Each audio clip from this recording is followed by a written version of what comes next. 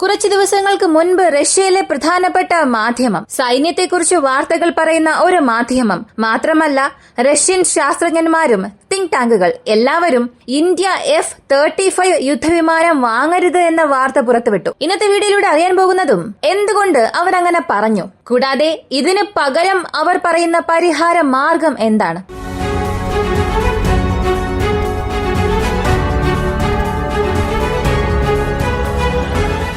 ആദ്യത്തെ കാര്യം, F-35 യുദ്ധവിമാനം India വാങ്ങണം എന്ന് ഇന്ത്യൻ വ്യോമസേനയിലെ എല്ലാ മുൻ ഉദ്യോഗസ്ഥരും സോഷ്യൽ മീഡിയയിൽ തങ്ങളുടെ അഭിപ്രായങ്ങൾ പ്രകടിപ്പിച്ചു. ചാണക്യ ഡയലോഗ്സ് എന്ന ഒരു ചാനൽ, ആ ചാനലിൽ ചെന്ന് നോക്കിയാൽ ലോകത്തിലെ ഏറ്റവും ശേഷിയുള്ള യുദ്ധവിമാനമാണ് F-35 എന്ന് മുൻ ഇന്ത്യൻ എയർ ചീഫ് നേരിട്ട് തന്നെ പറഞ്ഞിട്ടുണ്ട്. അതായത് ആ യുദ്ധവിമാനത്തോട് മത്സരിക്കാനുള്ള ശേഷി ലോകത്തിലെ മറ്റ് യാതൊരു വിമാനങ്ങൾക്കും ഇല്ല എന്ന്. ഇങ്ങനെ പറഞ്ഞത് മുൻ IAF പൈലറ്റ് മാത്രം അല്ല, മുൻ എയർ ചീഫ് മാർഷലുമാണ് അദ്ദേഹം. അപ്പോ അദ്ദേഹം ഇത് പറയുമ്പോൾ നമ്മൾ തീർച്ചയായും അംഗീകരിക്കണം. അങ്ങനെയാണെങ്കിൽ എന്തുകൊണ്ട് റഷ്യക്കാർ F-35 ഇന്ത്യ വാങ്ങാൻ പാടില്ല എന്ന് പറഞ്ഞു? അതിന് കുറച്ച് പോയിന്റുകളുണ്ട്. ആ കുറച്ച് പോയിന്റുകളിൽ എല്ലാവർക്കും അറിയാവുന്ന ആദ്യത്തെ കാര്യം, നമ്മുടെ ചാനലിൽ നമ്മൾ ഇതിനു മുൻപും അത് പറഞ്ഞിട്ടുണ്ട്.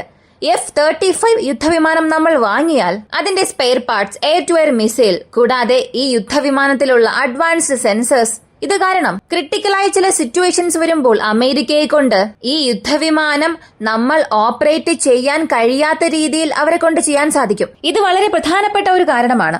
F-35 മാത്രമല്ല, നമ്മൾ F-15 അല്ലെങ്കിൽ F-16 യുദ്ധവിമാനങ്ങൾ വാങ്ങിയാലും നമുക്ക് ആ യുദ്ധവിമാനങ്ങളെ ഇൻഡിവിജ്വലായി അമേരിക്കയെ കൊണ്ട് ബ്ലോക്ക് ചെയ്യാൻ സാധിക്കില്ല. അതായത് ഇപ്പോ ഒരു യുദ്ധം വരികയാണ്, അമേരിക്കയുടെ സുഹൃത്തിന് എതിരെ നമ്മൾ ആ യുദ്ധവിമാനം പ്രയോഗിക്കേണ്ട സാഹചര്യം വന്നാൽ നമ്മുടെ താവളത്തിൽ നിന്നും നമുക്ക് ഈ വിമാനത്തെ ടേക്ക് ഓഫ് ചെയ്ത് ശത്രുവിന്റെ പൊസിഷൻസിൽ ആക്രമണം നടത്താൻ സാധിക്കും. എന്നാൽ ഈ യുദ്ധവിമാനങ്ങൾക്ക് ആവശ്യമായ സ്പെയർ പാർട്സ്, ഇതിന്റെ air to air missiles parts, ചില പ്രധാനപ്പെട്ട ഘടകങ്ങൾ, ഇവയെല്ലാം അമേരിക്ക പെട്ടെന്ന് തന്നെ നിരോധിക്കും. ഇത് ഒരു പ്രധാനപ്പെട്ട കാരണമായിരുന്നു നമ്മൾ അമേരിക്കൻ ആയുധങ്ങൾ വാങ്ങാൻ വിസമ്മതിക്കാൻ.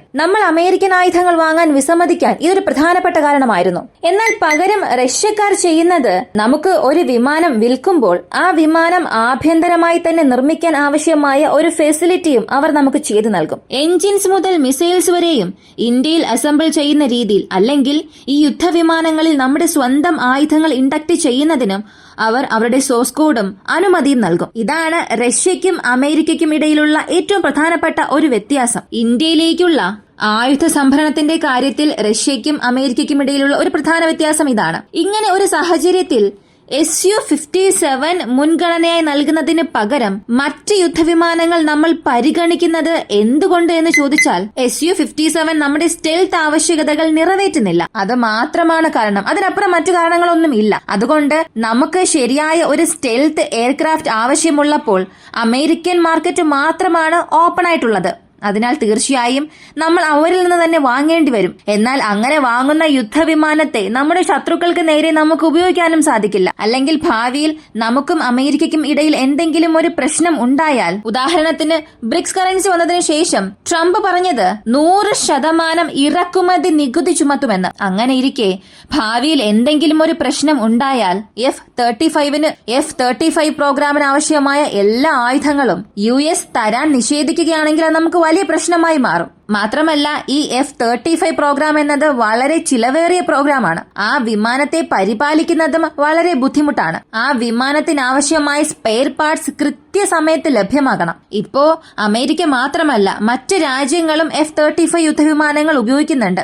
എന്നാൽ പാശ്ചാത്യ രാജ്യങ്ങളിലുള്ള F-35 വിമാനങ്ങൾ പോലും ഒരു 30-40% യുദ്ധവിമാനങ്ങളും യുദ്ധം ചെയ്യാൻ തയ്യാറായിട്ടല്ല നിൽക്കുന്നത്. അതിലും ചില സ്പെയർ പാർട്സുകൾ വയ്ക്കേണ്ട ആവശ്യകതയിലാണ്. ഇത്തരം ഒരു സാഹചര്യത്തിൽ അങ്ങനെ സ്പെയർ പാർട്സ് ലഭിക്കാത്തത് കൊണ്ട് ആ യുദ്ധവിമാനങ്ങൾ വെറുതെ നിർത്തിവച്ചിരിക്കുകയാണെന്ന് പല രാജ്യങ്ങൾ തന്നെ പറയുന്നുണ്ട്. ഇങ്ങനെ ഈ യുദ്ധവിമാനങ്ങൾക്ക് ഒരുപാട് പങ്കാളി രാജ്യങ്ങളുണ്ട്.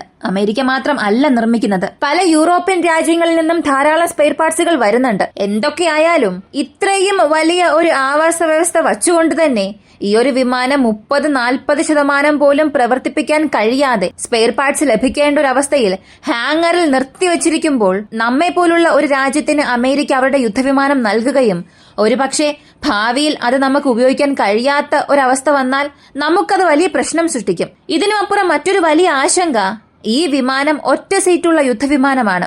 സിംഗിൾ സീറ്റ് ഫൈറ്റർ എയർക്രാഫ്റ്റ് പ്രവർത്തനപരമായി നോക്കിയാൽ ഇരട്ട സീറ്റുകളുള്ള യുദ്ധവിമാനത്തേക്കാൾ മികച്ചതാണോ എന്ന ടോപ്പിക്കിലേക്ക് നമ്മൾ പോകുന്നില്ല. അടിസ്ഥാനപരമായി ഒറ്റ സീറ്റുള്ള യുദ്ധവിമാനം പരിശീലിക്കുന്നതിന് ഒരുപാട് പണം ആവശ്യമായി വരും. അതിനായി നമ്മൾ വിപുലമായ സിമുലേറ്റേഴ്സ് വാങ്ങേണ്ടി വരും. ഈ സിമുലേറ്ററുകൾ അമേരിക്കയ്ക്ക് മാത്രമേ നൽകാൻ സാധിക്കൂ. ഇന്ത്യയിൽ നമുക്ക് സിമുലേറ്ററുകൾ സൃഷ്ടിക്കാനും സാധിക്കില്ല. വിമാനത്തിന്റെ നിർമ്മാതാവ് ആരാണോ അവരെ കൊണ്ട് മാത്രമേ സിമുലേറ്ററുകൾ നൽകാൻ സാധിക്കൂ. അതിനാൽ സിമുലേറ്ററുകൾക്ക് വേണ്ടി നമുക്ക് വീണ്ടും അമേരിക്ക ആശ്രയിക്കേണ്ടി വരും. അപ്പോ അമേരിക്കൻ ടീം ഇന്ത്യയിൽ നിന്ന് ഈ യുദ്ധവിമാനങ്ങൾക്കായിട്ടുള്ള പരിശീലനം നൽകുന്ന രീതിയിലേക്ക് വരും. ഇപ്പോ റഷ്യൻ ടീം സുഖോയ് യുദ്ധവിമാനത്തിന് അല്ലെങ്കിൽ MiG-29 പരിശീലനം ഇന്ത്യക്ക് നൽകുന്നുണ്ട്. അപ്പോ അമേരിക്ക വരുന്നത് കൊണ്ട് നമുക്ക് എന്താണ് പ്രശ്നം എന്ന് ചോദിക്കാം. നമുക്ക് വ്യക്തമായി തന്നെ അറിയാം അമേരിക്കയും ഇറാനുമൊക്കെ നമ്മുടെ ഇന്ത്യയിൽ എന്താണ് ചെയ്തത് എന്ന്.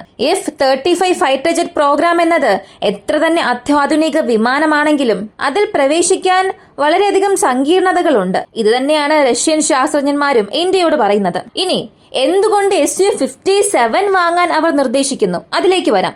Su-57ൽ വേണ്ടത്ര സ്റ്റെൽത്ത് ഇല്ല എന്നൊക്കെ പറഞ്ഞാലും അത് 4.5 ജനറേഷൻ വിമാനമായതിനാൽ റഫേലുമായി താരതമ്യം ചെയ്യുമ്പോൾ Su-57 ഒരു നൂതനമായ വിമാനം തന്നെയാണ്. അത്തരം ഒരു സാഹചര്യം വെച്ച് നോക്കിയാൽ ഈ Su-57 ഉപയോഗിച്ച് നമുക്ക് MRFA ടെൻഡർ മാറ്റി സ്ഥാപിക്കാൻ സാധിക്കും. അതായത് 70 Su-57 യുദ്ധവിമാനങ്ങൾ വാങ്ങുകയാണെങ്കിൽ ഇന്ത്യൻ വ്യോമസേനയുടെ കണക്കനുസരിച്ച് 110 MRFA ടെൻഡർ വാങ്ങേണ്ടതില്ല. അതാണ് പ്രധാനപ്പെട്ട ഒരു കാരണം.